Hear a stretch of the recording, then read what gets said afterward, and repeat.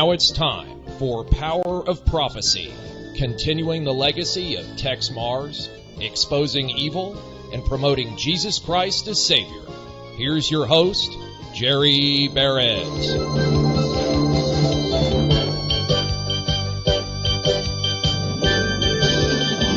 Hello, friends, and welcome to another edition of Power of Prophecy. I'm your host, Jerry Barrett. Honored to have you join me again this week. I have asked a very dear friend of mine to come on the air. He wrote an outstanding article, and I couldn't wait to get on the phone with him and chat about it. Pastor Chuck Baldwin from Liberty Fellowship. Pastor Baldwin, welcome to Power of Prophecy. Jerry, it's great to be with you. Thank you very much. I always look forward to our visits, and, you know, it's funny. I can't tell you how many people say, you know, you haven't had Pastor Baldwin on your show for a while now. I said, I'm working on it. It's always good to be with you. Oh, I enjoy these visits. Now, this article you wrote not long after Charlie Kirk had been assassinated, and you referenced a video on YouTube by the Macintosh team. So I watched that video. They bring up some very interesting and valid points, don't they? Oh, yeah, they really do. And I think there's been a lot of people around the country that have likewise done some very, very thorough investigative research and reporting on it. It's just too bad that the FBI doesn't do it. You know, when it first happened, I still have not seen the video. I just can't bring myself to follow the blood and gore. I was devastated because it seemed like Charlie had turned the corner and was beginning to get the whole truth out there, not just the truth, the Zionist one, wasn't he? That's the whole crux of the story. It really is. I mean, this is, in my opinion, the entire reason why Charlie had to be assassinated and why he particularly was targeted. I mean, we have to put this in context. The context is that the Israel narrative is collapsing worldwide. The 2 years of indiscriminate mass slaughter, ethnic cleansing, genocide that have taken the lives of not 60,000, but more like 300,000 Palestinians in Gaza has just sickened the conscience of the world. When you look at Western Europe, the major cities in Great Britain, Germany, Italy, France are literally on fire. You're talking tens of millions of people marching in the streets. 2 weeks ago, over the weekend, the people of Italy totally shut down the entire country of Italy. I mean, shut it down. No airlines were shut down, buses were shut down, trains were shut down, vehicle travel was shut down, businesses were shut down. The entire economy, the entire country came to a screeching halt because tens of millions of people jammed the transportation centers, the retail establishments, downtown areas, commercial areas, and just by their mere presence of such a mass of humanity, closed down day-to-day life for a weekend. That was in Italy. And again, millions marching in Paris, millions marching in London, millions marching in Germany. You know, the whole world is sick of what Israel has been doing. And the United States' complicity toward it. And make no mistake about it, everybody in the world knows that this is not just Israel's genocide. It's America's genocide. They know that. And in America, we've been the last ones to, if you want to say, catch up with this atrocity and to burn the conscience of the people to the point of doing anything about it. But now all that has changed. Every poll I have read over the last, say, 3 to 4 weeks, every poll is showing support for Israel underwater. When you get under the age of 50, more people are opposed to Israel than are supportive of Israel. When you get under 40, the number doubles or triples. When you get under 30, you're talking only a handful of people. And this is Democrats, Republicans, left, right, secularist, religious, doesn't matter. It's universal. When you get under 20 and you get into the Gen Z generation, the support for Israel is in single digits. So the vast majority of the American people today are fed up with Israel. And this is not lost to Netanyahu. This is not lost to the Zionists. They know that the future of Israel's place in civilization is very precarious, if not foreboding. I mean, give it another 10 years when more of the baby boomers, which are the main ones who are, unfortunately, that's my generation, who are, blind and deaf and dumb to all things Israel. And they're still caught up with Christian Zionism and Schofieldism and all that junk. And, give another 10 years and how many more of them will be gone? They'll be dead. Then you're getting into the 25 and 30, 35-year-olds. Now they're taking their places in business. They're taking their places in education. They're taking their places in government. They're taking their places in leadership areas of the country. And these people are anti-Zionist by and large. So over the next 10 years, the support for Israel is going to disappear. That's just a logistical fact. This has nothing to do with theology. This has nothing to do with politics. This is just a cultural phenomenon that cannot be stopped. There's no going back. Now, Israel is very much aware of this, and they have been doing everything they can to try and change the narrative. You've got Zionist billionaires now that are buying up mainstream media like CBS News and Paramount. You've got billionaires that are trying to take over social media. They're paying Israel influencers $7,000 per post, Jerry, per post to laud Israel. This is all a psyops, propaganda effort on behalf of Israel to try and change the narrative. But it's not working. I've been fighting this fight for decades. And, I remember for so many years, it was like, it's not a good comparison because I don't place myself in his category, but it's like John the Baptist in the wilderness all by yourself. And that's the way I felt for a long, long, long time. And now then, you cannot look at social media anywhere. You cannot go online without, you're watching Candace Owens, you're watching Tucker Carlson, if you're in the comedy business, you're watching Dave Chappelle, you're watching Joe Rogan. All these guys, that has nothing to do with their religion. They're just fed up with Israel and Zionism and the genocidal state that we call Israel. They've just fed up, and they're influencing the vast, vast majority of the American citizenry.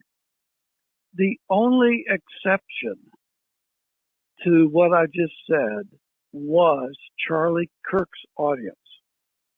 Charlie Kirk had been the Zionist poster boy from the beginning of his entrance into public life. he was financed by Zionists.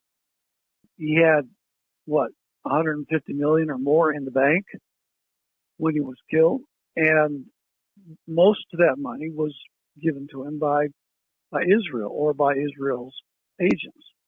So he was their main pipeline to the younger generation. And that segment of the younger generation was the Christian, evangelical, Trump-supporting college kids that Charlie Kirk appealed to. That was his base. He had 3,500 chapters on college campuses around the United States. I mean, that's a huge influence, a huge footprint in the college campus arena. I mean, Charlie Kirk was so popular in Republican circles that he, in another 10 years or so, he very likely could have been president of the United States. He was on that path. If not president, at least a U.S. senator. I mean, he was on the path of exerting national and therefore global influence. And he was an ardent Zionist. He supported the genocide in Gaza. He denied the people of Palestinian as a people. You know, he was right down the line.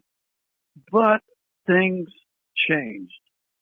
He finally began to look at what was happening in Gaza for himself. He began to ask himself questions. He began asking other people questions. He began talking about Israel and questioning the narrative and wondering if he was right to support the Israeli state the way he did. Then he did the unthinkable. He brought in Dave Smith. He brought in Tucker Carlson to his platform. And, of course, they unabashedly, told the truth about Israel. And Charlie let them have a free voice. He didn't try to stifle their view. And then he and, of course, Candace Owens have been good friends since they were teenagers. Candace is one of the leading opponents to Zionist Israel right now in the entire country. Her research and her work on Zionism is almost unprecedented. And she and Charlie talked, and they texted back and forth. And since his death, I think one of the things that's really puts this exclamation point on it was she unveiled the text that she and Charlie had just days before he was assassinated. And in those texts, Charlie made it clear to Candace that he was finished with Israel. So he had, in a matter of less than a month, he had gone from 100% rabid support for Israel through the questioning phase, the uncertainty phase, and had made a dogmatic, emphatic, resolute decision. I am done with Israel. And that's a quote from him. And then, of course, you had Netanyahu personally call him a couple of weeks before the assassination, offering him $150 million if he would remain faithful to the Israel narrative. And Charlie Kirk turned him down. He turned down $150 million from Benjamin Netanyahu himself. You don't do that. Then you have the billionaire Zionist Bill Ackman and his group of Zionist toadies that called Charlie on the carpet at the Hamptons in New York. And for an entire day, Charlie sat in a room full of very powerful, rich, influential Zionists browbeating him and just, cajoling him to hold the line. Don't you dare get out of line. Don't you go in the direction you're talking about. Don't you dare have Candace back on on the platform at TPUSA. Don't you have Tucker Carlson? I mean, this went on for hours and hours, threatening him. The next day, after that brouhaha, in which they tried to force him through intimidation to toe the line, he went on Megyn Kelly's show, and you could tell in that interview, if you've watched it, probably most of your viewers and listeners have, he was visibly shaken. You know, there were times when he was talking to Megyn that his body was shaking. He had difficulty composing himself, but he did a good job of composing himself as the best that he could, and he was just complaining vociferously about the treatment that he was getting and the pressure that was being put against him by these ultra-rich, powerful Zionist forces, and attacking his character and who he was. And, you know, he made it clear on Megyn's interview that he wasn't going to change his mind.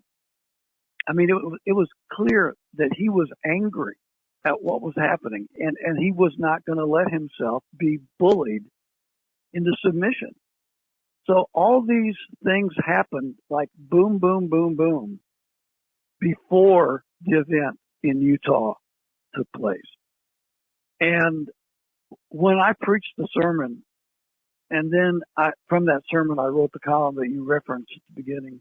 I said 4 conclusive statements in that message, and I still stand by these 4. And then I've added my own personal opinion, of which I am very, very convinced. But the 4 statements were the things that I absolutely were convinced with. Number 1, the official FBI narrative is impossible to believe. Absolutely impossible.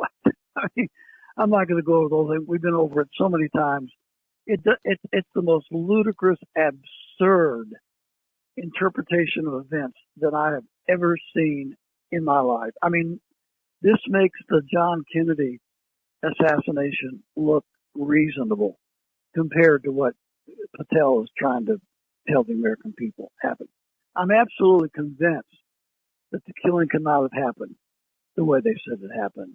Number 2, I'm absolutely convinced that 22-year-old kid, what's his name, Tyler Robinson, did not shoot Charlie Kirk. Absolutely. There's no way that kid killed Kirk. Number 3, I am absolutely convinced that Kirk was not shot with a .30-06 caliber rifle.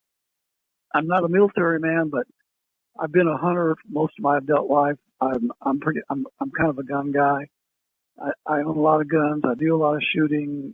Guns are a part of my life. I conceal carry everywhere I go. I know how to use a gun. I know how to treat a gun. I know what the different ballistics are in various calibers, etc. And there's no one that knows anything about guns, and I'm not an expert, so you can talk to the experts, and they can. You know, everybody knows that Charlie was not shot with a .30-06 caliber rifle. A .30-06 caliber bullet anywhere in the neck or head region would have blown half his head off. Literally. And I'm not trying to be gross. I'm just being factual about ballistics. That is a extremely, extremely powerful cartridge. And if it was a .30-06, there wouldn't have been much left of Charlie Kirk's head. So there was no way that was a .30-06 caliber rifle. On the 4th conclusion, I'm absolutely convinced that Charlie Kirk's killing was a professional assassination. I'm absolutely convinced of that. Now, the theoretical part in my mind that I'm offering is I am personally convinced that Israel were the agents of Israel, were the assassins. And I don't think it was just one. I think there were several. I think there was a team of assassins that took out Charlie Kirk. There was one shooter, but there was a team of people that assisted him. I mean, when you have a professional assassination, there's a lot of moving parts. You know, you've got people on the ground, you've got people setting up, you've got people covering up, hiding evidence, taking things from the scene immediately. You've got transportation issues, getting people there and then getting people out of there quickly, without being noticed and disappearing. You've got a lot of moving parts, a lot of people that are professionals. You have state actors that are assisting this. You've got people that have been notified ahead of time. This is going to happen, and you're going to stand down, and here's $100 million to do it for your trouble. And you've got to bribe a lot of people. You've got to bribe doctors. You've got to bribe people on the ground. You've got to bribe public officials. You've got to bribe coroners. You've got to bribe, just so many people involved. So we're talking a state actor. The only two countries that would be capable of doing this inside the continental United States would be the CIA or the Mossad. And, I am absolutely convinced that this was a Mossad operation. This was committed by Israel. Do I have proof? No. Will anybody ever have proof of that? No. They will make sure that everything is covered up, just like with JFK, RFK, Martin Luther King, Malcolm X, all these high figure assassinations that were committed by the government. That's what makes it a professional assassination. There's no evidence. You can't prove it, and the people that could testify, they're either dead or they're bought off. So I believe that this was done by Israel because they're the only ones that profit. You have to go back and ask, what's the motive? They definitely had means and opportunity. Israel is the assassination capital of the world. They assassinate people everywhere. So, means and opportunity are the easy part for the Zionist regime. So the only question is motive. And who had motive? The only people that had motive was Israel, because Charlie Kirk was speaking to the one group of Americans that were still very loyal to Zionist Israel. The Republican, conservative, Trump-supporting teenagers or young adults on the college campuses of the United States. That was the last bastion of solid pro-Zionist conviction in the country. As I said before, the rest of the country, Israel is underwater, and it's sinking by the day. But that group was a major holdout and a major asset for Israel.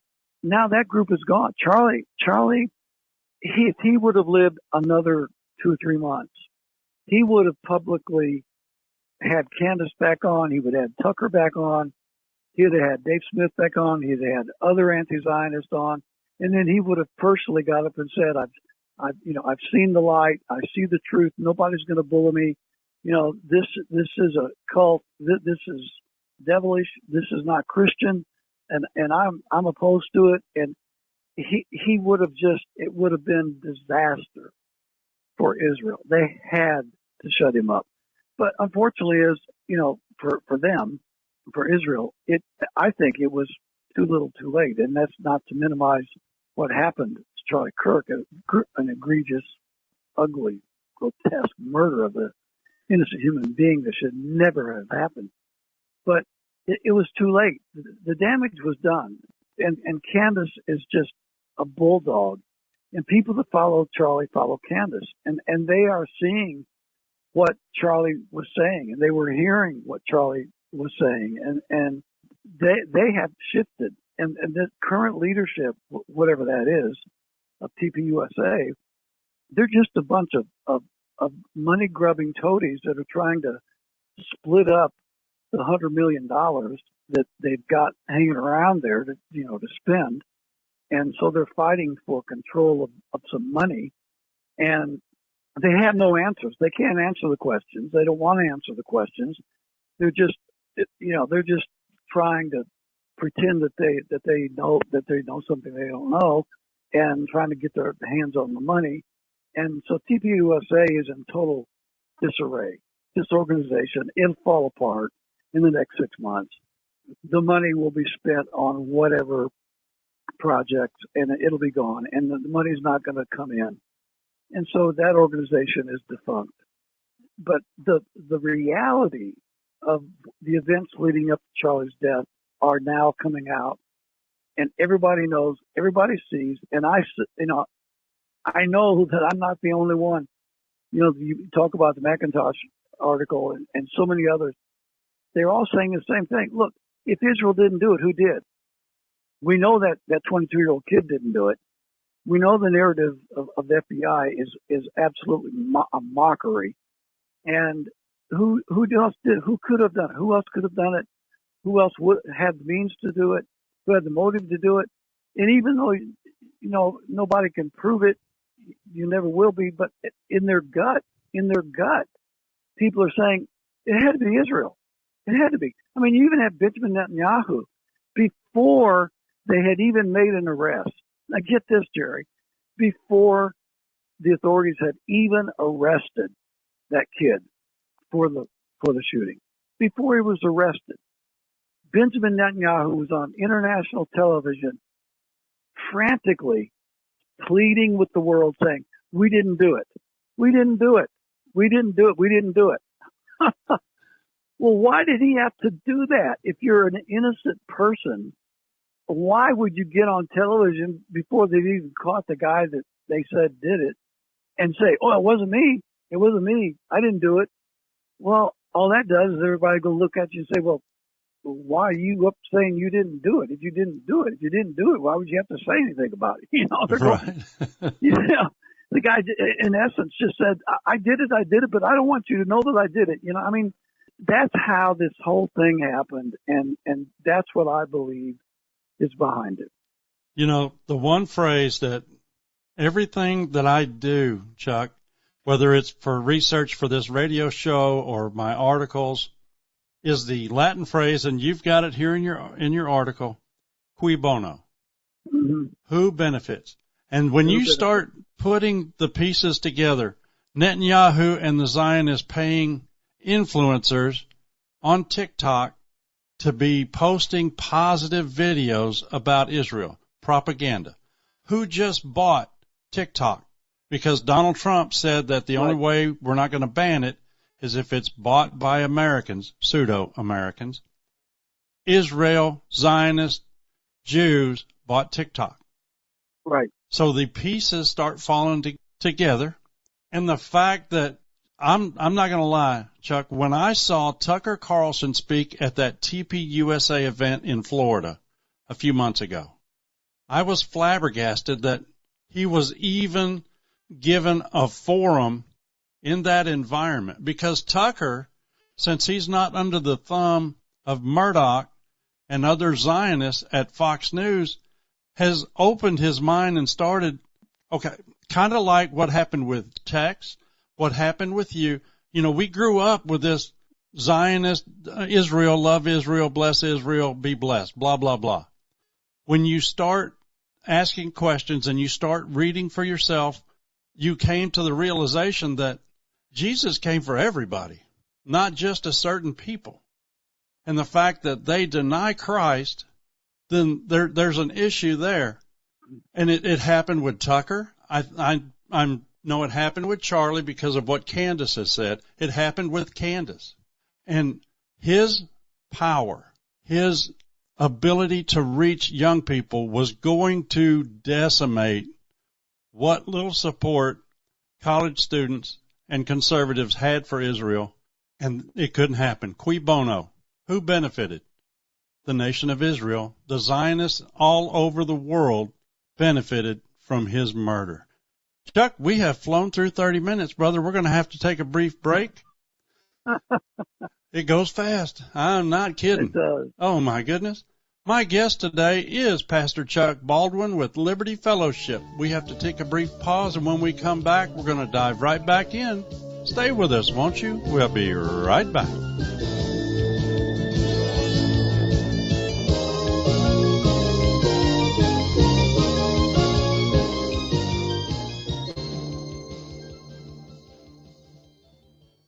Hello, friends. Thank you for tuning in to Power of Prophecy.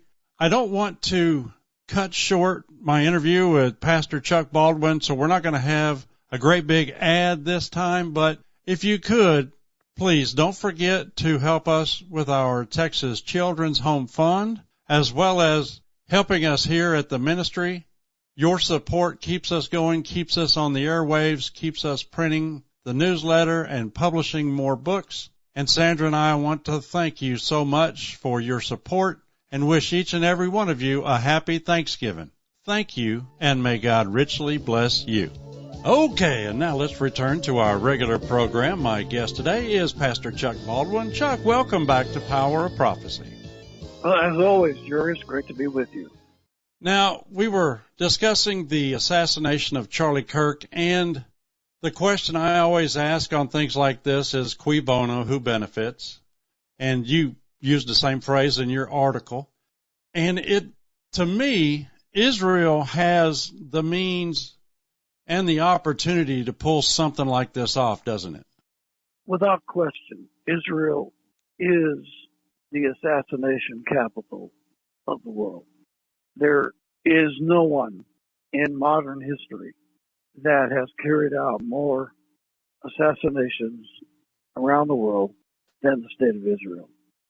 They have literally carte blanche to assassinate whoever they want, especially in the Western European theater, the United States, and in the Middle Eastern and African theaters.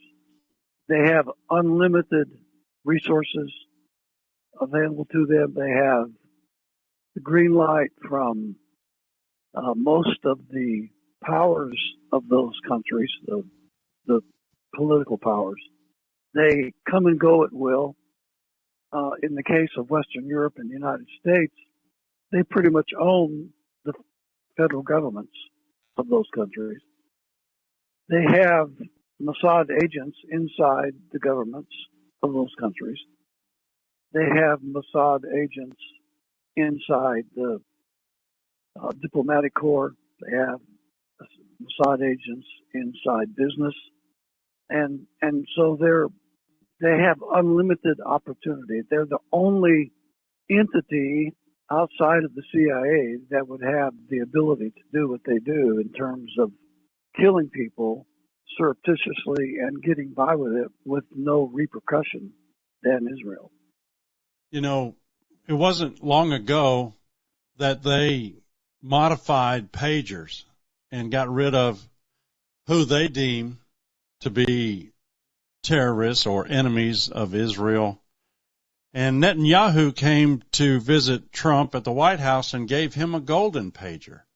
Yes, they did. Is that kind of a threat, or was that a celebration between people? Yeah, that's a good question. I think it's probably both. I think it's a reminder of Donald Trump that even the President of the United States is not invincible to the reach of the Mossad. And yes, I'm sure it was a recognition of the collaboration that took place, because there's no question the CIA was very much involved, along with MI6, in those pager attacks. And you know, by the way, you're right when you say that the terrorists in that case were the Israelis.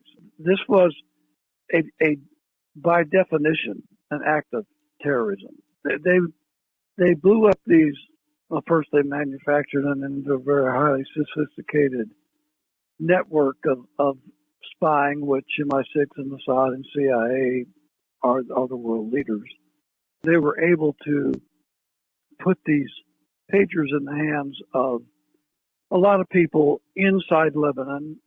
They were wanting to try and disrupt Hezbollah and their ability to defend the state of Lebanon from Israeli attacks. But it was an indiscriminate act of terror, that they did not target anybody in particular. They had no control over exactly who had purchased those pagers. They had ideas that some of the people that purchased them might have been Hezbollah members, but it didn't matter to them who they were.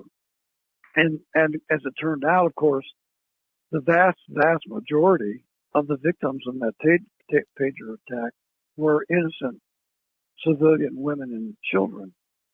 And of course, let's remember that this extended all the way to London, England as well. It wasn't just Lebanon where these explosions went off. This was in London, England, and other places. I'm sure that we were not notified. But the point is they were not targeting particular military personnel or high-level government officials or whatever. It was just whoever happened to buy the pagers were the victims, and there were thousands of them, and that is the quintessential definition of terrorism. Unbelievable how the entire incident has been portrayed as, well, they're fighting terrorism. Nobody in any form of media other than a few on alternative media will have the intestinal fortitude to call a spade and say what the Mossad and Israel has done with the pagers, with what they've done to the people in Gaza, is a complete and undeniable act of terrorism. But like you said at the beginning, they have carte blanche. They're allowed to do this. Well, yeah, I mean, and to let some of your listeners, just have some examples of what you just said. Whenever Charlie Kirk was killed, instantly the majority of the American people, especially the younger American people, the people that Charlie Kirk had reached with his message, and as he was, over the couple of months previous to his assassination, was in the process of, well, I say that, but then Candace came out with the text messages between she and Charlie just weeks before his death, and she showed how Charlie was saying in those text messages to her that he had already made the decision to walk away from Israel. He wasn't just in the process of changing his view on his support for Israel, which he had been, the poster boy for Israel for all those years. I mean, he wouldn't have gotten where he was hadn't it not been for the billionaire donor class of Israel supporting him. And so he was, very happy to promote Israel and to defend the genocide in Gaza and all that. But after a period of time, I guess he had a conscience because it began to really bother him. And then whenever Bill Ackman and the other Jewish donor elite began, the mafia-style threatening for him to stay in line, and then after he turned down $150 million personally from Netanyahu over the telephone, he went on Megyn Kelly's show the day after the Hamptons event and told the whole world. And you could tell when you watch that interview that Charlie was shaking. He was very, very fearful of what had happened the day before, but he was unmoved. In fact, what happened actually encouraged him to continue with his thoughts on the matter that, this was a criminal organization and they were ruling by intimidation, coercion, threats, etc. And he refused to be bullied. And he's told the world on Megyn's show, that they can't do that. I'm not going to submit to their browbeating and to their intimidations. And so it just encouraged him to, increase the resolve of his heart to resist that kind of intimidation. So it wasn't that just he was in the process of removing himself from the support of Israel, but he had already made the decision. It was plain that he had made the decision that he was going to have Candace Owens on one of his upcoming TPUSA major rallies. He was going to continue to have Tucker Carlson on. He was going to continue to expose Israel for what he had come to believe it was, a rogue, unlawful, sinister state that, that could not be supported. And, when that came out, everybody instinctively knew in their hearts, or at least felt in their hearts, that it was Israel behind the assassination. In fact, even before they arrested that 22-year-old kid for the murder, before they even had him in custody, Benjamin Netanyahu was on international television twice, you know, screaming, "We didn't do it. We didn't do it. Israel didn't do it. I didn't do it." Well, you know, who does that? You know, you don't even have an arrest. You don't even have a charge levied. You know, it's just happened, and he's on television saying we didn't do it. Well, that just made him look all the more guilty. And the instinctive nature of the American people, and especially the young people, was that, well, if he wasn't guilty, why would he be protesting his innocence so early? And so the instinct of the American people immediately turned to Israel, and they know. I mean, a lot of the Americans. We're talking the evangelical Christian Zionists. You know, they're the ones that refuse to listen. They're the ones that will not listen to facts. They're the ones who are blinded by this spiritual religious cult of Christian Zionism, and they refuse to acknowledge any truth that will contradict their superstitions. And that's all they are, is superstitions. So when we talk about the people that, won't wake up and they don't see it, most of those are either the robotic, rabid robots of Donald Trump in the Republican Party, the extreme part of MAGA. MAGA is now, of course, splitting right down the middle, and a lot of people are fed up with MAGA, and they're leaving. And Trump's already lost about half of MAGA, but the other half are loyal to him no matter what he does. He could, like he said years ago, he could stand on Fifth Avenue in New York and murder somebody, and his supporters would still support him. And those kind of people would. And the Christian evangelicals, the Zionists, they will support Trump no matter what. But I'm telling you, Jerry, that the public opinion as a whole is turning against Christian Zionism. They're turning against the church for its promotion and acceptance of Christian Zionism. They're turning against Israel in major numbers. I mean, when you get under 35, the polls are single-digit support for Israel. That's how much support Israel has lost among the people in America 35 years and younger. And even those that are under 40, the majority are now anti-Israel. Some of the older people, my boomer generation, they're still supporting Israel because they've been ensconced in this all their lives. They don't know anything else, and they're too old to change their mind, But Jerry, the vast majority of people have already awakened to Israel's debauchery and genocide, ethnic cleansing, sheer, utter, vile wickedness that it commits 24/7, and they're sick of it.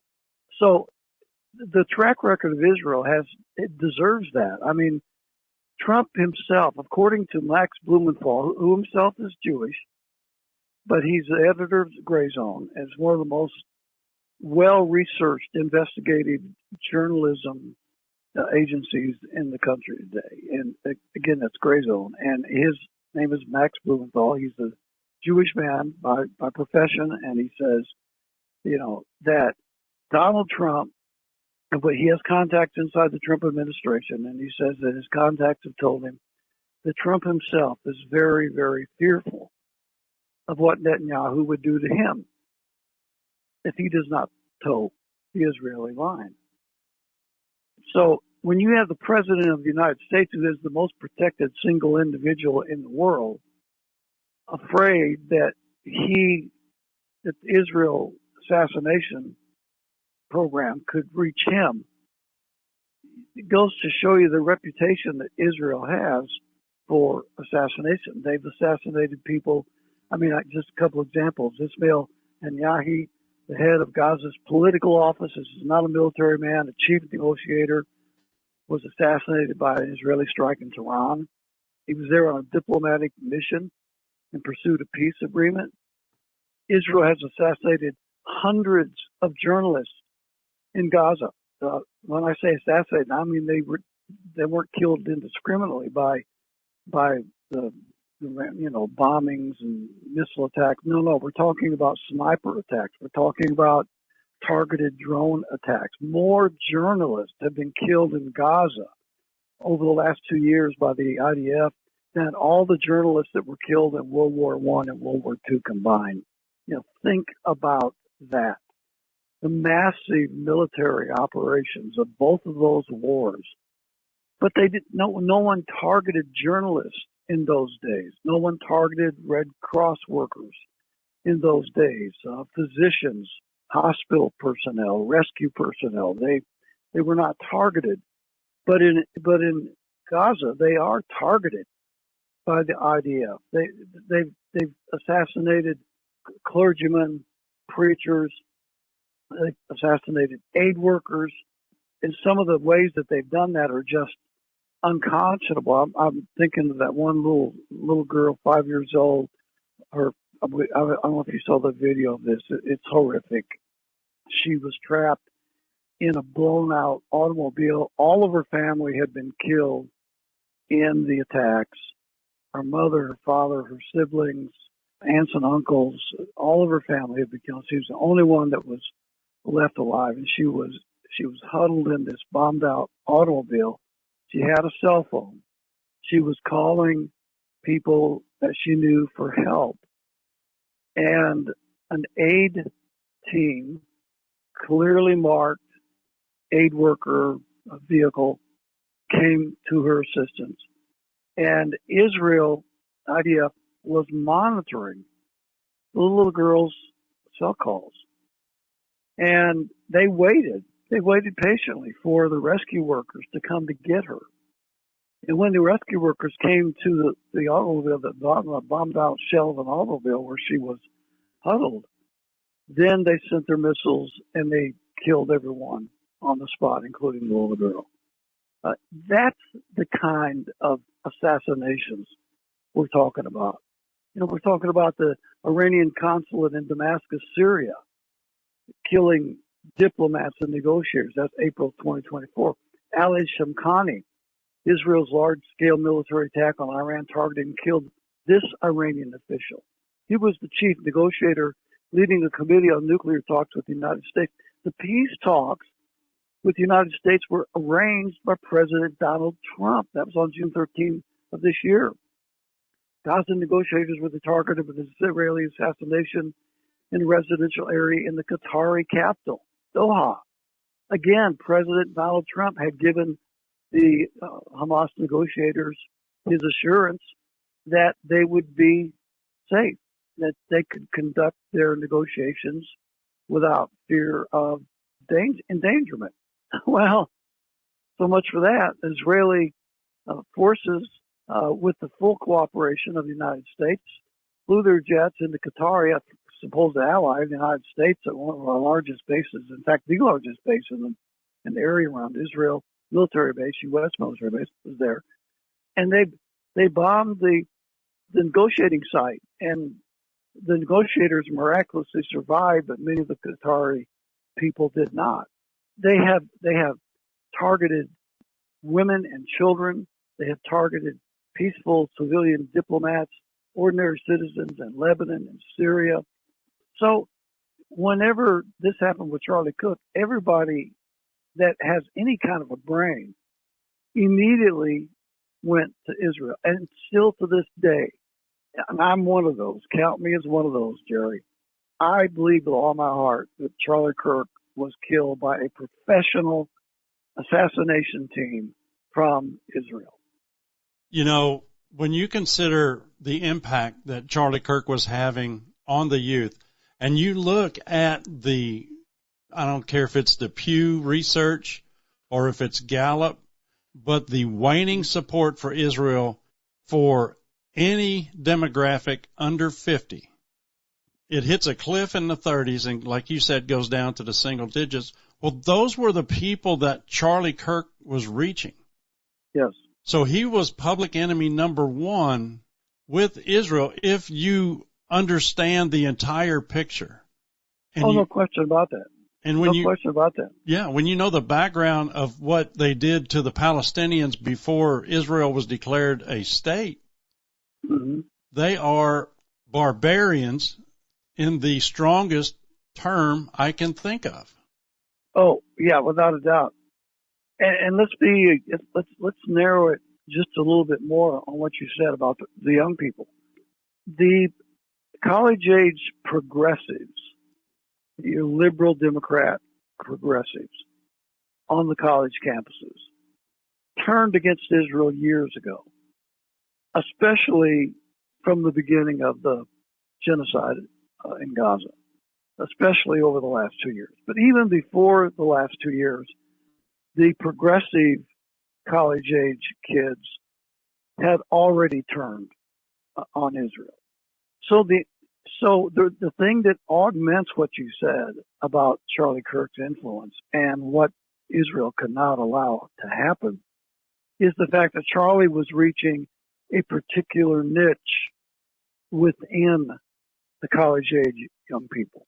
And that niche was the Christian / conservative / MAGA young people.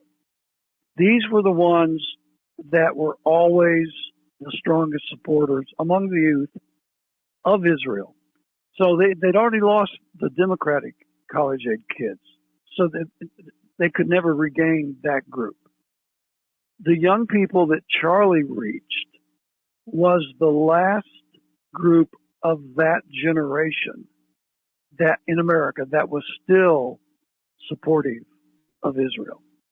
So the loss of the Charlie Kirk college age kids, the TPUSA kids, that would be the final straw for Israel's future. Because these are the kids that 10, 15 years from now, they're going to be the ones that are leading the country. They're going to be the ones that are going to be in business. They're going to be the ones that are going to go into politics. They're going to go into industry. They're going to be in leadership capacities around the country in various positions. And they're going to be the future leaders of this nation. And so they were the final holdouts supporting Israel of the people under the age of 35 in the United States. Charlie was their Pied Piper for Israel.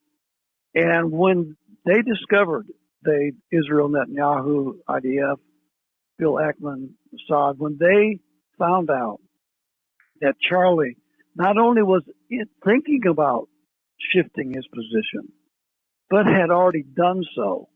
I mean, after he turned down $150 million from Netanyahu personally on a person-to-person phone call, what greater signal than that can you give?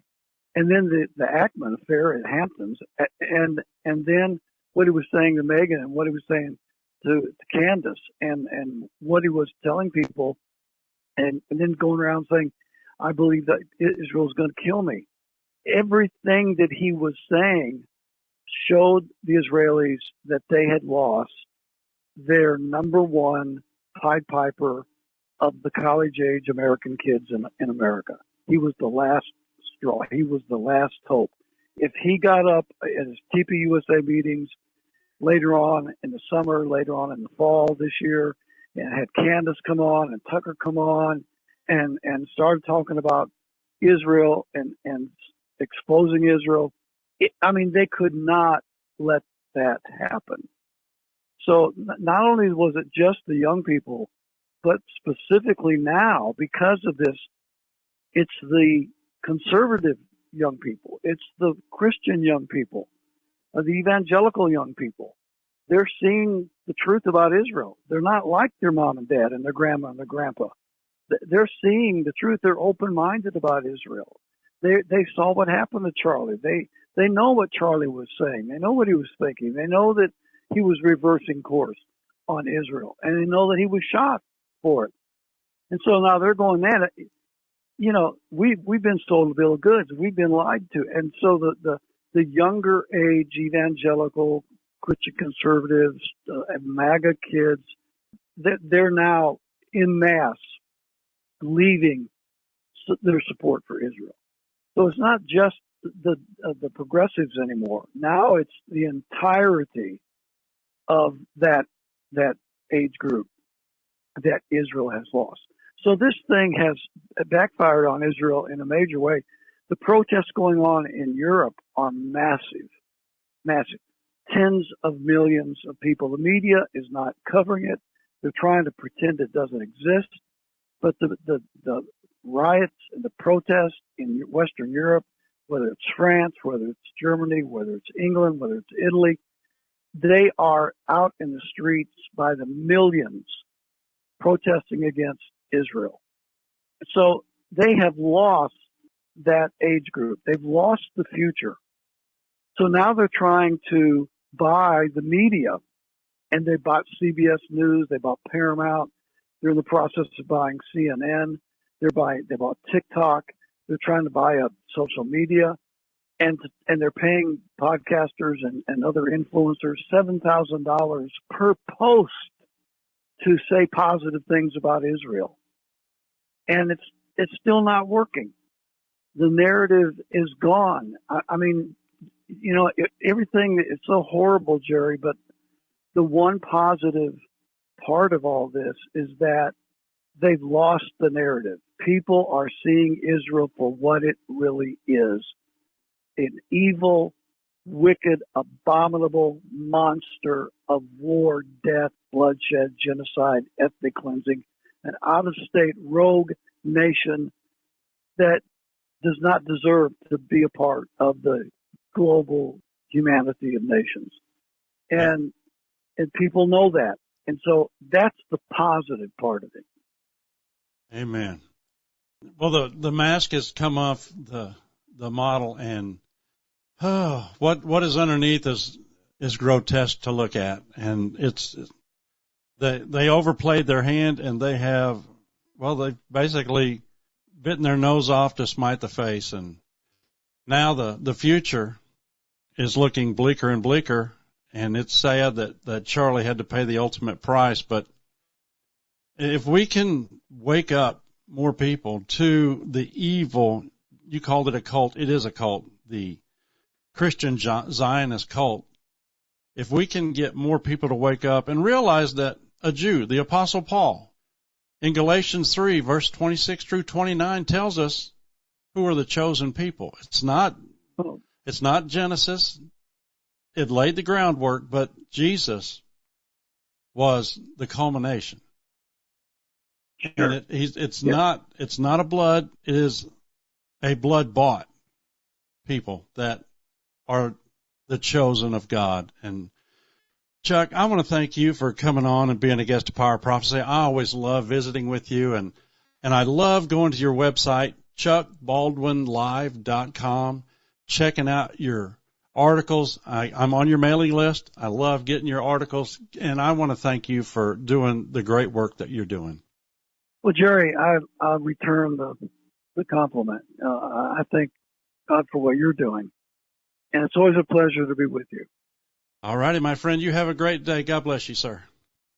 Thank you, Jerry. Same to you. Thank you, brother. Okay, that's going to take care of this week's program. My guest has been Pastor Chuck Baldwin. You can go to his website at chuckbaldwinlive.com. We want to thank you for tuning in and giving us an hour of your time. We greatly appreciate it. And as always, I pray you will tune in again next week at this same time. Tune in and discover the power of prophecy.